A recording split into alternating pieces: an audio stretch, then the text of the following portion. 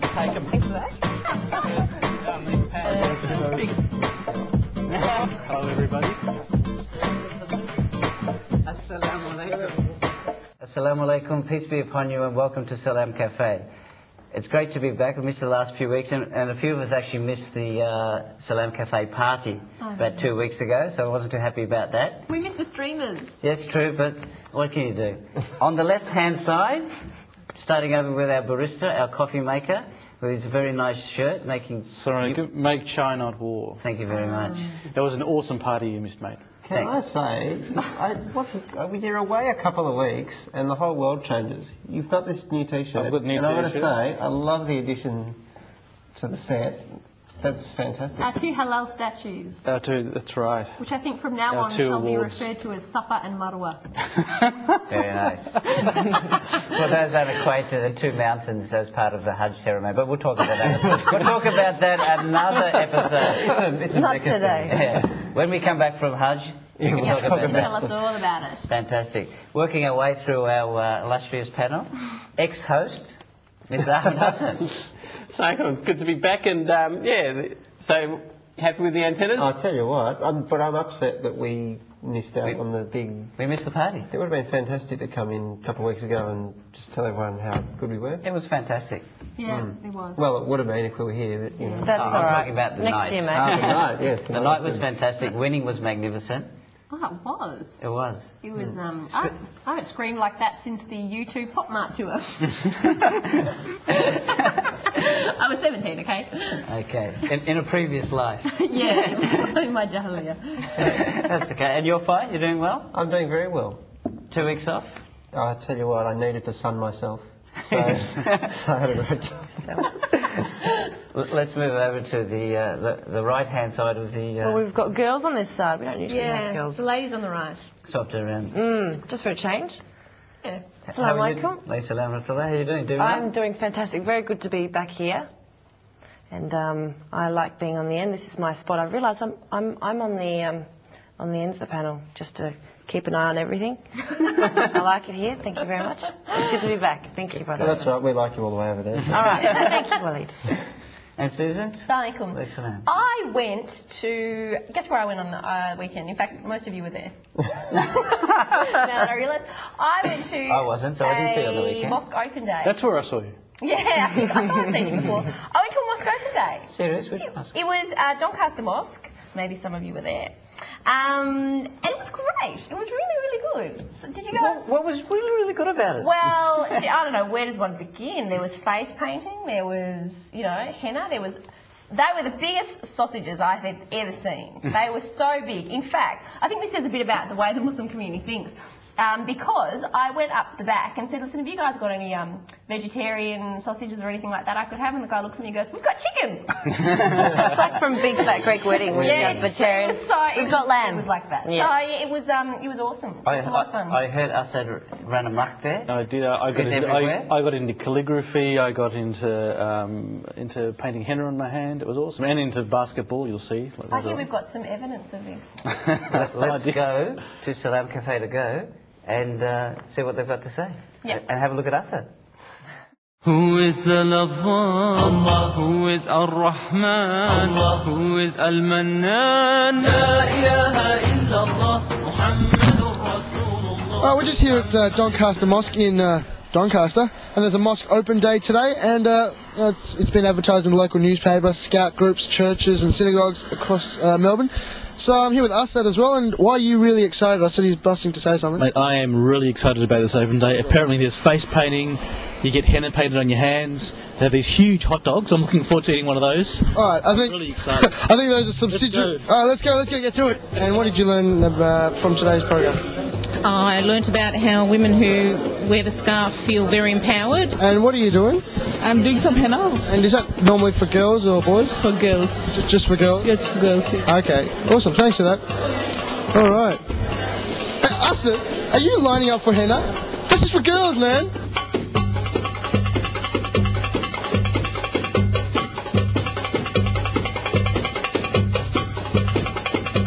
What's your name? Hiya.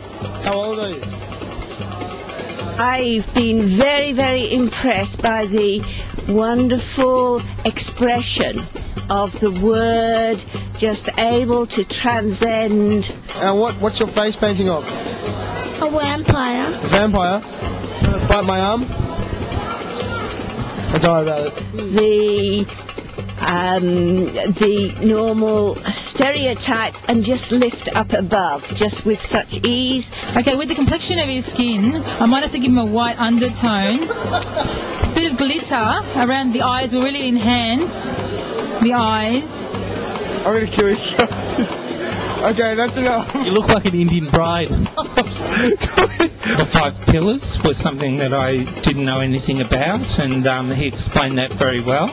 It's been wonderful to have the colour of, yes.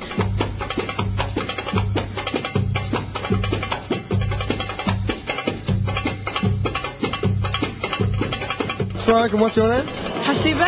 And have you watched Salam Café before? Yeah. Receiving and expanding with the different expressions of that. Sulaiman Ali. So you're a calligrapher. Can you write? My name is Asad. Can you write that? Yeah, sure.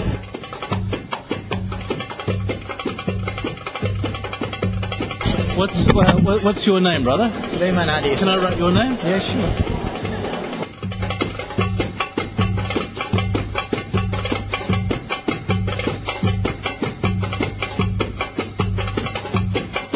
Oh, we've got so many Salam Café people here. We've just found Tolta and she's just shrunk. Assalamualaikum, Tolta. Walaikum salam. We look forward to seeing you on the panel on Monday. What are you talking about? What, you're not Tolta? No. What's your name? Aisha. Do you know Tolta? Yes. How do you know it? She's my sister. So what number are you? I'm 4. Tol 4. And what did you like about today's program? Taking your shoes off.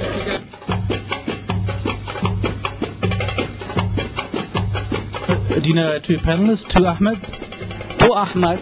We got now 2 Ahmed. We need another Ahmed, making it 3. And later on, we found the treasure. And we're getting rich after. That's what we need. Buried under the desk, the treasure. The treasure of Captain Cook. Oh, very good.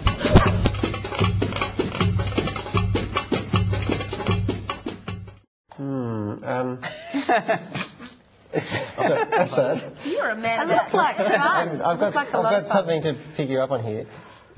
This henna thing is a girl's thing, right? Yeah. At the very start, artistic license. At the very start, I picked up and there was a shot of you with a flower in henna on the back of your hand. Well, can you explain? First of all, is that true? And if so, please explain yourself. Well, it was for the cameras, so we decided to put henna on the back of my hand. And then a flower. This 7-year-old girl put it on the back of my hand. And for those of you who don't know, henna is like a thing that brides wear on weddings. And I ran to the bathroom to wash it off. And I'm not kidding you, I had this orange flower at the back of my hand, which I had to... It stayed for about 5 days after that. It was very embarrassing. That would look great at your law firm. I love that. In hindsight, I should have done it at the palm of my hand, but anyway. Was you couldn't see my day? face. It looked like it was a great day. It was awesome. It was fantastic. There were heaps of Yeah, people. There were about 400 people came. Yeah. 400. Yeah, it was huge. It's got a bit of coverage though, like the radio programs. Yeah, it was on radio, 3LO. But the sausages were enormous. I really have to say, I've never seen hot dogs. Hey, I'm not complaining about the hot dog I ate, right? Great hot dogs, great day. I think we should encourage more of them. And if anybody definitely. actually, we were saying off air, we're thinking about if anybody wants to make contact, to a mosque and maybe have a bit of a visit, send us an email and we can tell you where your local mosque is and help try to set up an appointment so you can go and have a look and find out what a mosque is all about. Yeah, definitely, I reckon. We have to go to the break, but after the break, we've got probably one of the most amazing guys from the Muslim community, Peter Barnett. You'll be amazed with his interview. Stay by. See you after the break. Welcome back to Salam Café. Tonight we're very proud to have one of the most distinguished members of Melbourne's Muslim community with us, Mr. Peter Barnett. I'll give you a bit of a biography of the man. It's amazing. Stellar career in radio, over 35 years with the ABC, 13 years as the Washington correspondent, and was once the head of Radio Australia. He's written a book called Foreign Correspondence, which is titled George Negus has picked up to claim to fame, but Peter was first. So, Peter Barnett, AM, Assalamu alaikum. Great to have you here. Now, I have to jump in first because I know everybody wants to ask a question. They're all itching. In our house, whenever we mention the name Peter Barnett, my wife always says, "You know who flew on Air Force One?" So I want to know about flying on Air Force One. On behalf of myself and my wife. Right. Well, it was very simple because I happen to know the president at that time, President Lyndon Baines Johnson. And he liked Australians. And he once said to me, "Peter, I've never met an Australian that I don't like." So how does that go again? So I said, "Mr. President, give me half an hour and I can hustle up at least half a dozen from the Australian Embassy to disprove that theory." But we were very friendly. But as often happens, out of adversity comes an advantage. And the great disappointment was the loss of Prime Minister Harold Holt off the Mornington Peninsula. And LBJ, as he was known, was very upset about it and decided that he would fly around the world to attend the funeral here in Melbourne, St Paul's Cathedral. Wow. And his staff rang up and said the boss would like you to come as his guest on Air Force One. So you really did go all the way with LBJ? Yes, all the way around the world with LBJ. So we flew to Melbourne and we were there at the ceremony, and it was all very impressive. I might say that I was featured quite a bit on television at that stage, and the scene now shifts to Albany in Western Australia, where my 75-year-old mother was living.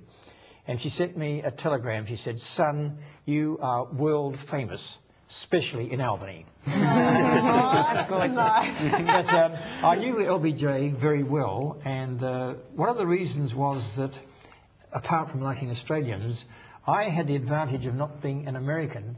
By that I mean that Americans are overawed, if not by the man, by the position. And I've seen people of great influence who their knees turned to jelly as they went inside the Oval Offices, which is where he operated. But I didn't have that, and I think the fact that I was relaxed with him made it very much more appreciable for him. So we got on very well. It was true. And actually I liked him very much as a man. I liked him. He was a thorough thug and he was a politician, he was all these things, but he actually reminded me of the people I grew up with in Western Australia.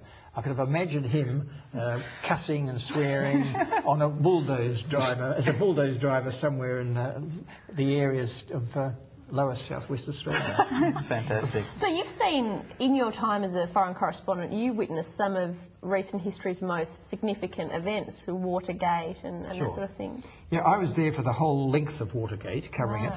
And, do you still feel a bit funny when you see a chapstick and wonder, is there a microphone in there? I've always thought that. Can you tell I did my research? The thing was that it was an incredible drama, and you almost felt, you knew he was guilty. And actually the thing was, he hadn't done very much that was evil, except that he had lied to the American public. And the Americans are a very moral people, and they resented this very much. And when it was clear that he had lied to him, they took action, and he faced the threat of impeachment, and then he realised that he had to go. So I'll always remember the day where he appeared on television and apologised virtually for what he'd done, and then he walked out on a long red carpet to the waiting helicopter. It was like dead man walking. The atmosphere was just so sombre. His wife and family were behind him. Then he got up the stairs of the helicopter, which was going to take him into oblivion, and he turned round and with a sort of pathetic, arrogant gesture, he put his hands up in the air for a beat of victory. It's very famous. And then he was gone. In fact, The Simpsons uses that skit all the time. Yes. It's very amusing. Assad did I did my research. Thanks for the intellectual comments. In fact, I actually did read Peter's book, and it's an excellent book. On Salam Café to go, we had somebody describing a traditional Lebanese breakfast consisting of cornflakes and toast. Now, I know you had breakfast with the President. So what does the President eat for breakfast? Yeah. Well, we were invited up. There's another Australian correspondent with me. In those days, there were 2 Australian correspondents in Washington. Today, there must be an army. There were 2. There was a fellow called Roy McCartney from the Melbourne Age, and he was followed the year afterwards by Sam Lipsky, who was then for the Australian. So that was the whole essence of the Australian correspondence. But the two of us were asked up to have breakfast with the President as we were flying over Fiji. And we sat there and he reminisced about Australia because he'd been there during World War II. And then he said, well, I'm just about to have breakfast. What would you like? So people from Texas know how to eat. I imagine there was a lot of meat. Oh, breakfast is just fantastic. So I said, Mr. President, I'll have the same as you're having. He said, fine. I didn't know he was on a diet. And all must be the only Texan ever to. And all we had were wheat flakes with skim milk and black coffee with saccharin. That was the extent of breakfast with the President of the United States. Pretty good with these, though. Now, I have to ask you this question. Did you know, going back to Watergate, did you know who Deep Throat was? No. No. Really? No, I must be honest, his name had been mentioned amongst a dozen people. Yeah. As a matter of fact, again, with the sort of mystique of being an Australian, doors opened for you.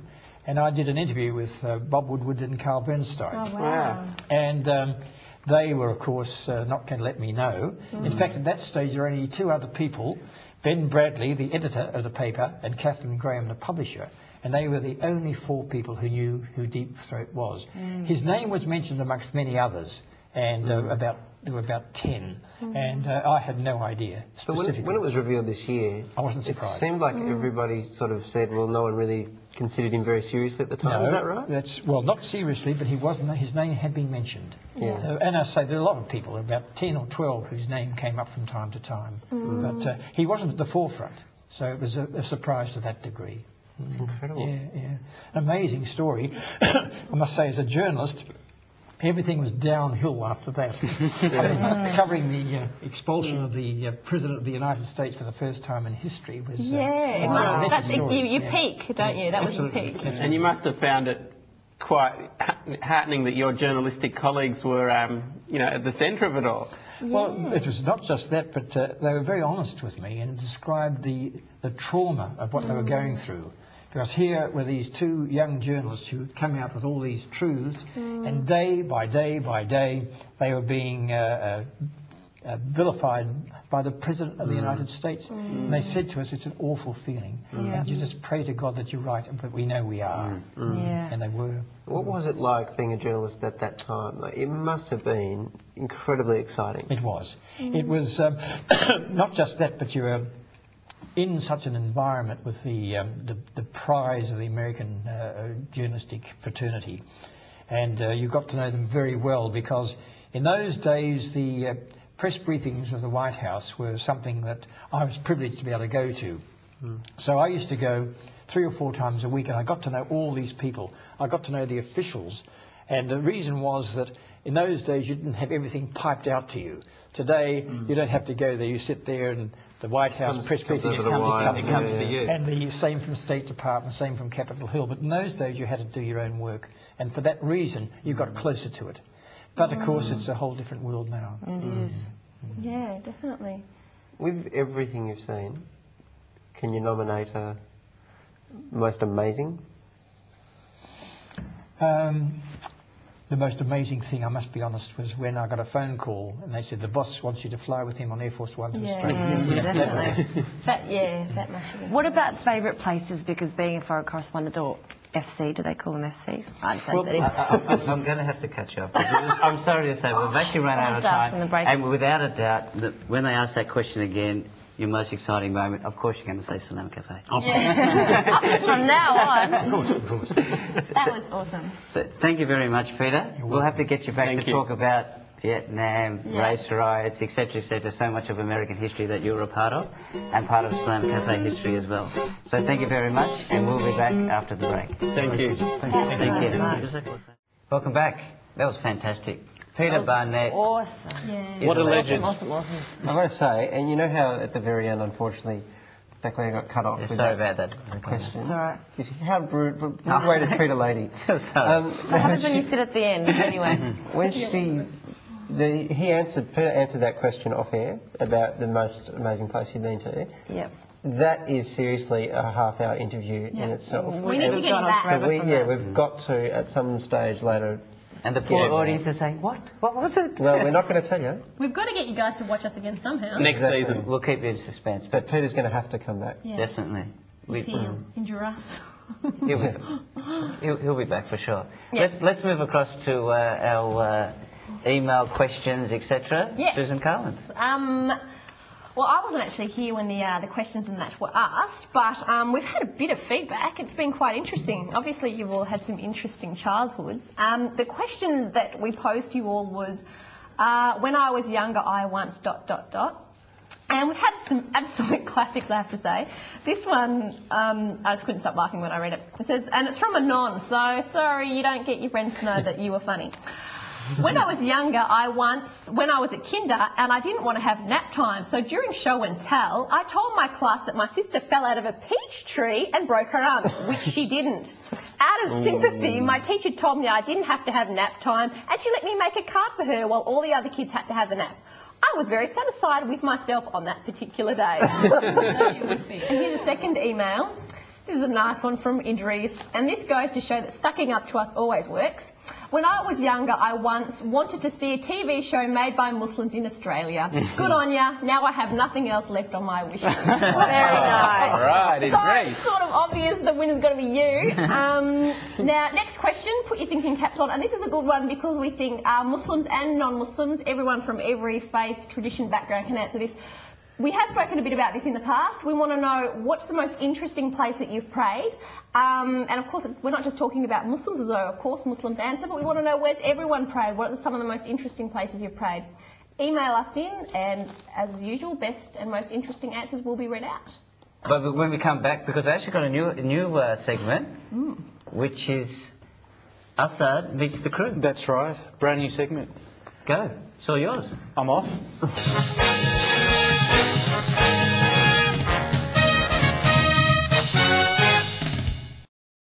Brand new segment on Salam Café, Assad meets the crew.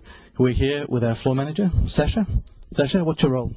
I'm the floor manager here. That's what I just said? I think it is. Has working on Salam Café made you want to pray in the change room? Absolutely. What about the MCG? No, I never go to the MCG. Why not? Don't like sport. Having worked on Salam Café, it's all downhill from here, isn't it? Absolutely it is. Who's the most difficult panel member to control?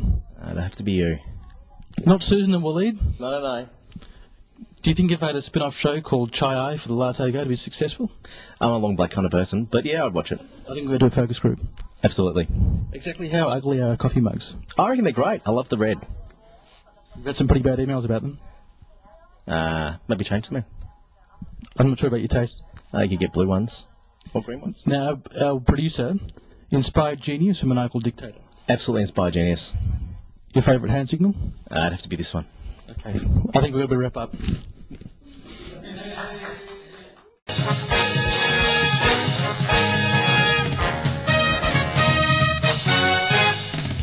Assad, that was fantastic, mate. Good work. Did you like that? Sasha's a pretty interesting bloke, isn't he? He's a great bloke. You got back from over there very quickly. Better than your coffee, mate. Magic of television. That's right, you wasted on the coffee there, mate. Anyway, it's time to go. It is. We have to go. Peter Barnett, fantastic. Assad, magnificent. Salam Café to go. It's all happening here on Salam Café. We'll see you next week, Monday 9 p.m, Saturday 5:30, and if you're really keen, 2 o'clock in the morning on Saturdays. Good night, Australia.